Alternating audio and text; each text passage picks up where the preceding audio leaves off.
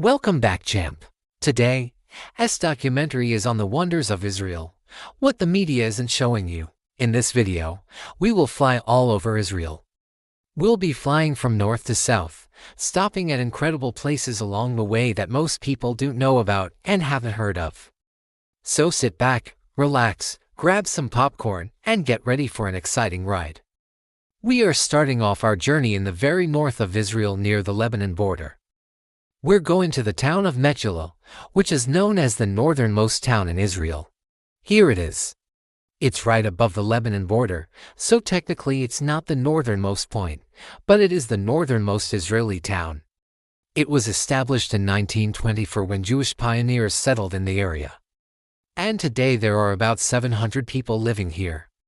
While in the north, we have to talk about the Hermon Stream Nature Reserve. This is one of my favorite places to go to when I'm in the north.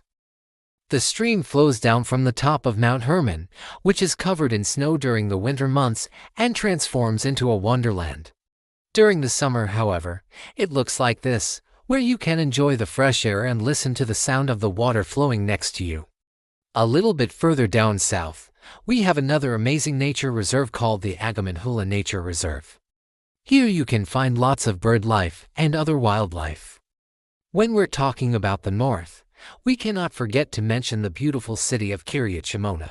Kiryat Shimona, or as the locals call it, Kashem, is a city that was established in 1941. Today, it has about 38,000 people living in it. This city has been through a lot, including attacks by neighboring countries such as Lebanon and Syria. But no matter what they face, the people of Kiryat Shimona remain resilient. A famous Israeli singer named Moshe Ben-Ari sings about how even though the city had been attacked multiple times, they still rebuilt their lives and were still smiling. Let's move on now to the Galilee Mountains, specifically to a place called Manaf, where you can find something called the Eye of the Middle East. The name comes from the fact that it's the geographical center of the Middle East. There is also a small museum here that shows artifacts that were found in the area as well as a restaurant.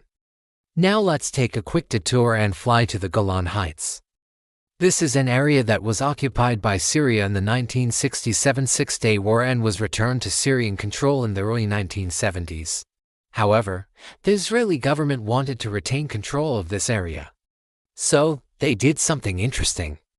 They offered the Syrian president a deal, promising him to return the rest of the Golan Heights if he would agree to stop attacking Israel from this area.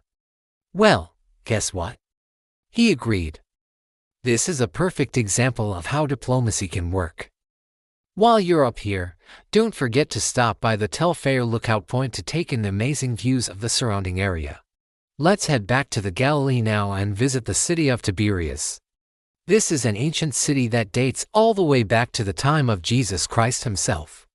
It's located on the western shore of the Sea of Galilee and is surrounded by lush greenery. And speaking of the Sea of Galilee, let's fly over it now. The Sea of Galilee is the lowest freshwater lake in the world. It's also one of the oldest lakes in the world.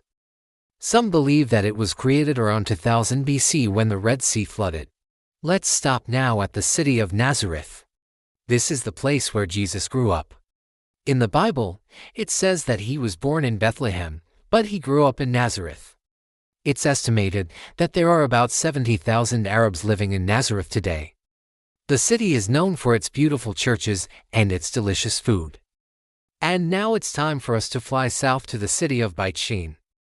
This is an ancient city that dates back to the time of the Egyptians. It was once a prosperous trading center and was later captured by the Assyrians, Babylonians and Persians. In the 1980s, a large Roman theater was discovered here. And while we're in the area, let's pay a visit to the Gilboa National Park. This is a national park that was established in 1975.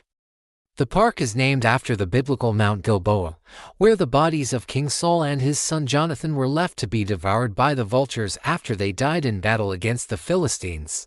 Let's continue now to the city of Afula, which is home to the Bar Ilan University. This is one of the newest universities in Israel, having been founded only in 1955. The university is named after the late Prime Minister of Israel, Menahem Begin. Next, we're headed to the city of Hadera. This is a coastal city that's home to one of Israel's largest ports. The city was originally established as a British military base during World War II. But today it's a thriving metropolis with a population of over 100,000 people. Speaking of coastal cities, let's now fly down to the city of Tel Aviv. This is Israel's second largest city and is home to the country's busiest airport. Tel Aviv is a very cosmopolitan city and is known for its beautiful beaches and its nightlife. While in the area, don't forget to stop by the nearby city of Jaffa. This is an ancient city that dates back to the time of the Canaanites. It was once a major port city and today it's a popular tourist destination. Now it's time for us to fly south to the Judean desert. This is a desert that covers much of the West Bank. It's home to many biblical sites, including Masada and the Dead Sea. Let's start now with Masada. This is a fortress that was built by King Herod the Great. It was later used by Jewish rebels as a base of operations against the Romans. In 73 CE, the Romans besieged the fortress, but the rebels committed mass suicide rather than surrender. Now let's fly a little bit further south to the Dead Sea. This is the lowest point on Earth. It's also one of the saltiest bodies of water on Earth. The Dead Sea is a popular tourist destination where people come to float in its salty waters and cover themselves in therapeutic mud. Next, we're headed to the city of Jerusalem.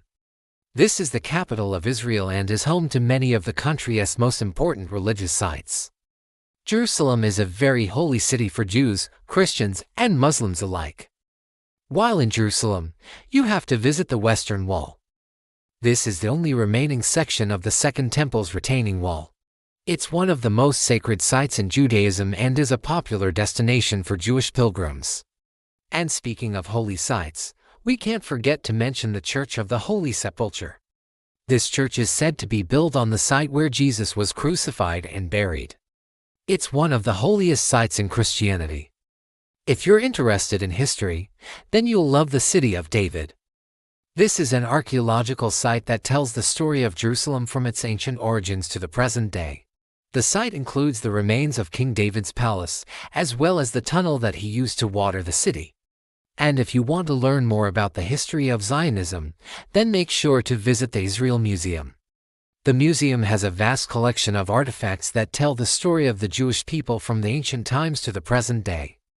And finally, we're bringing our tour to an end at the southernmost tip of Israel. We're standing now at the Israeli-Egyptian border. Here it is right here. To give you an idea of how far south we've come, just take a look at this map. We started off in the very north of Israel and made our way all the way down to the very south. Well, folks, that's all the time we have for today's tour. I hope you enjoyed seeing the amazing sights of Israel. If you did, please leave a like and comment below to let me know what you thought. I also have a blog where I write about my experiences living in Israel. So if you're interested in reading more about my adventures, check out the link in the description below. Thanks again for joining me on this tour and I'll see you next time.